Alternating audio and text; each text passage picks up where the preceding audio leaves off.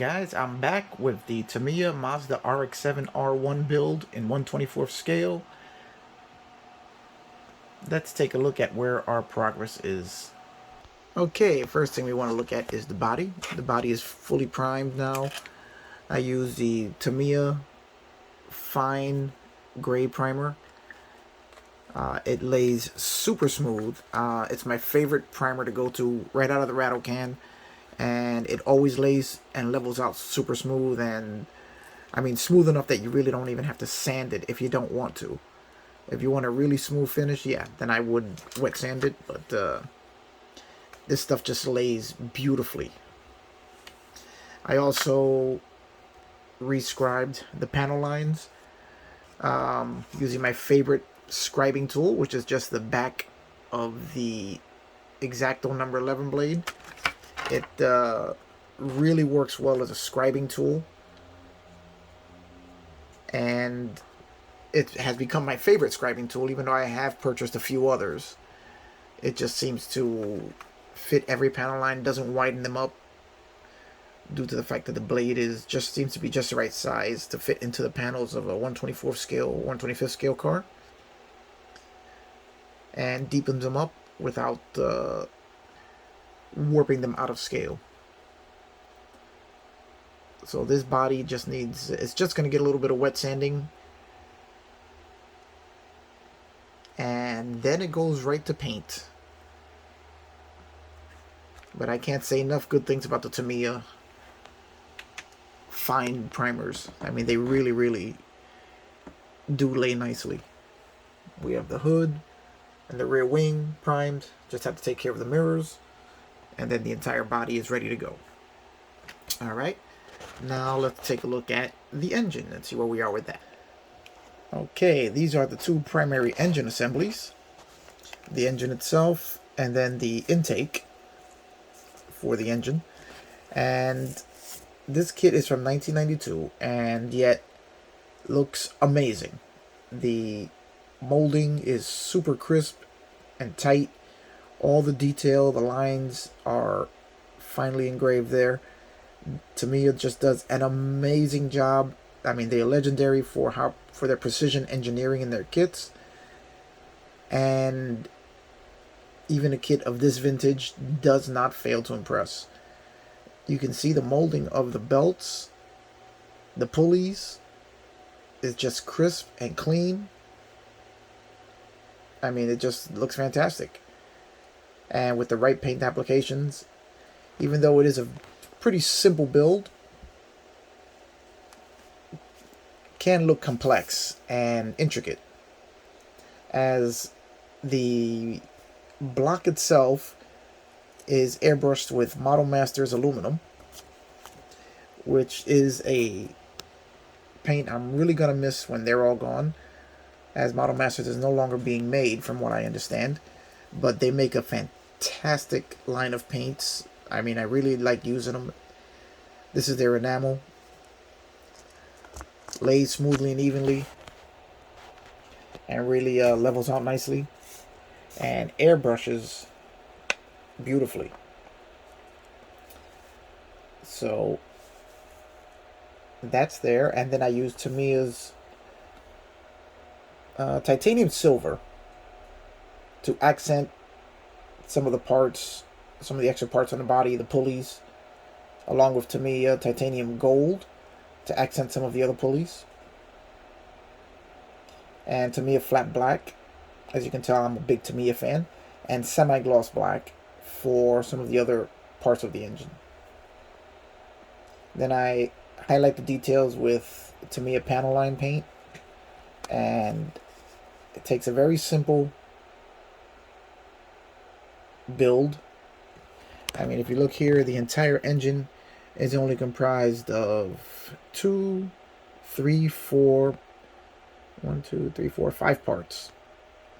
Is the entire engine, but when it's together and painted,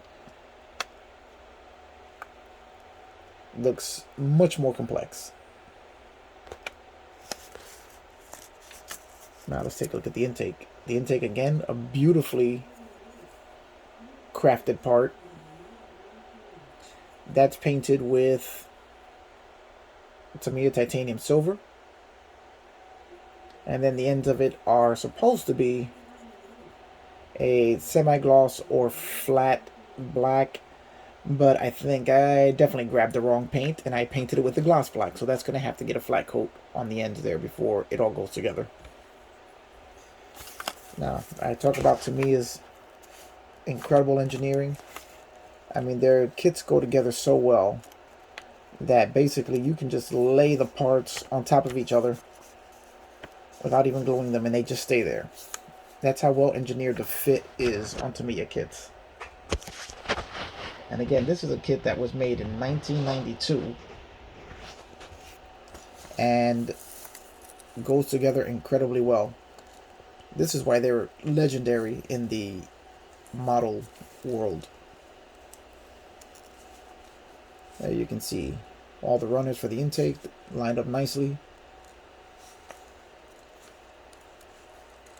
And this thing just goes together really nice. I have nothing but good words to say about the whole engine assembly here. Unlike some model companies, which the fit is marginal at best and you have to do a lot of work to make things fit together. Much like the AMT Opel GT I built recently, which when done, shows very nice, but takes a lot of work to get there. It's quite a bit more challenging. This is simple, or much simpler, but gives you an excellent result as it becomes more of a painting application more than an actual building exercise. And then the challenge on the Tamiya kits becomes how nice can you make them look with your paint as opposed to the build. Because the build is very, very simple and very, very precise, which takes a lot of the guesswork out of it. Alright, now that that's done, let's take a look at the chassis. Okay, here again is where I just have to give more praise to the Tamiya mold makers and the engineering and craftsmanship that goes into their products. The chassis here is just one part. There's the mold. The transmission is molded into it, along with this drive shaft and the lower oil pan of the engine, and as well as the radiator and AC condenser. They're all molded as one part, but the molding is so crisp and so clean that you would swear these were all separate parts that were added to the chassis. I mean, that's how clear and crisp all of the molding is on this. And like I said, from 1992, these kits are better than many kits made today. And again, the chassis comes down to your paint application. I decided this was going to be a car that's been used on the road. It's going to be not quite bright and shiny underneath as it is on the body, as the guy who owns it, drives it, enjoys it, keeps it clean and shiny, but there is some use seen underneath it. It's just going to be a used look, not a brand new look.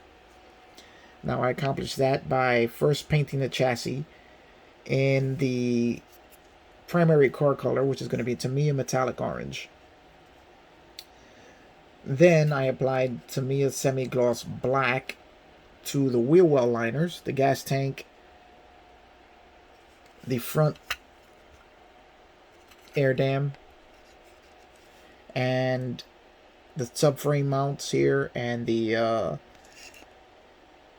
chassis stiffener that goes from the diff to the transmission. Then I painted the transmission, hand painted with the Tamiya titanium silver, which again is another great paint that lays really nicely and really cleanly. It's X32 titanium silver. I like it because it gives you the metallic look of aluminum or steel with just a slight darker color, which gives it more of a real world metallic look. I then proceeded to apply Tamiya panel line paint. Just give you a look at that. Nice slightly messy bottle. And then I applied with an airbrush the Alclad 2 burnt iron to create the shadows and darken in the Tamiya metallic orange just a little bit, as I want the tint on the underside and in the engine compartment to be a little darker, a little flatter than what's going to be on the body. Such as in the real cars, the engine compartments and the chassis underside of the car are never polished to the brilliant shine of the body. I then use titanium gold on the gas tank straps. I have to do a little bit of weathering on those as they're a little bit too clean. And the turbo also done in titanium silver. And then we have the radiator and condenser. Now, if you look here, the condenser looks like it's a separate part from the radiator. That is just how fine the engraving is on this Tamiya part, as both of these appear to be separate parts that were attached to the chassis, and they're not. They're molded to the chassis. But if you look very carefully there, you can see all the engraving for the cooling fins on the condenser. And then you can see on the radiator, just below it, that the engraving and the cooling fins are different and go up and down as opposed to across like on the condenser. It's a really nice, fine touch that they added that really adds to the realism of that part. And this, with the painting using the Model Masters aluminum, and then applying of some of the Tamiya panel line paint to darken it in just a little bit, gives you a nice used aluminum look, which is exactly what I was going for.